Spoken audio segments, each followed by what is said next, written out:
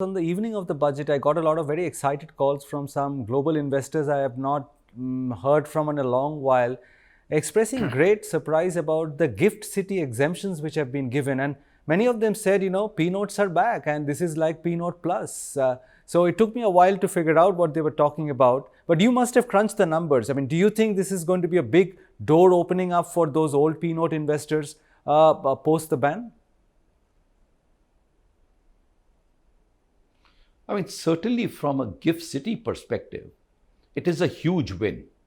I think the government over a long period of time has already indicated its desire and made certain amendments to relocate a lot of the financial services activity done on the Indian market, but where the managers and much of the back office activity has been located outside of India. Uh, About 3 years ago, government made an amendment in law, which I think was the first definitive sign of the government implementing its vision of wanting to bring back the Indian financial think tank back to India, when they said that if global managers currently sitting outside India but investing in India were to relocate to India, then their presence in India would not constitute permanent establishment. Now, that regulation, when it got announced, I mean, the announcement was big. When the regulation got converted into fine print, there were lots of details which made it a little impractical. And since then, a couple of other amendments have been made to simplify that regulation.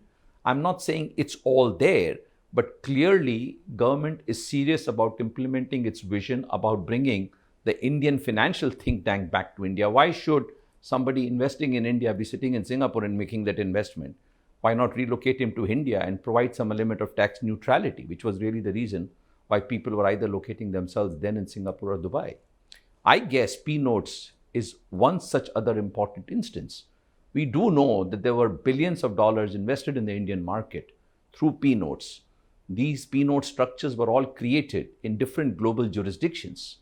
And I guess what the government has said is, why not try and find a way to relocate this in India through the gift city and give gift city even larger credibility and greater footprint to be able to now do much more and become a competitive center to Dubai, Singapore, London, any other jurisdiction that's been used thus far.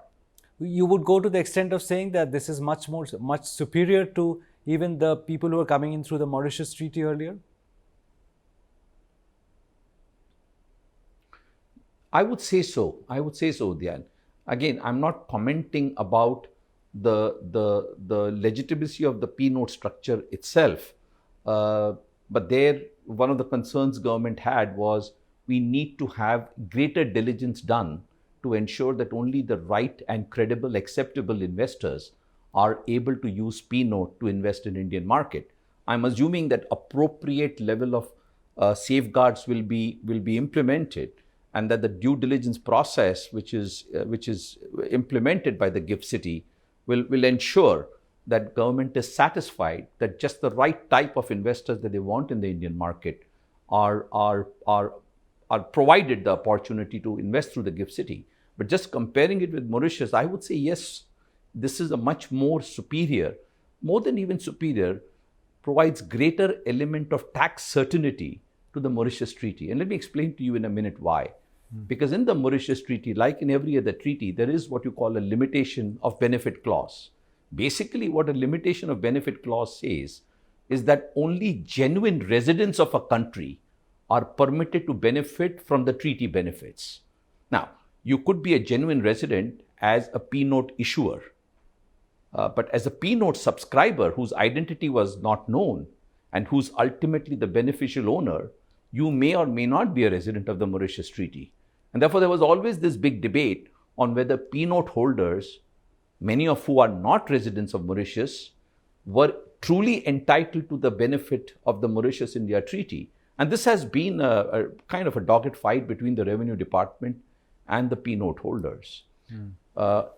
This particular change that the government has announced by amending the Securities Regulation Act and permitting P notes to come through registered institutions, qualified registered institutions in the gift city, now says that both the recipient of the income and then the distribution eventually is tax-free. So it takes away that controversy Sure. that P-note subscribers had in terms of their own residency in Mauritius. Now this is going to be, from a tax perspective, a very attractive structure.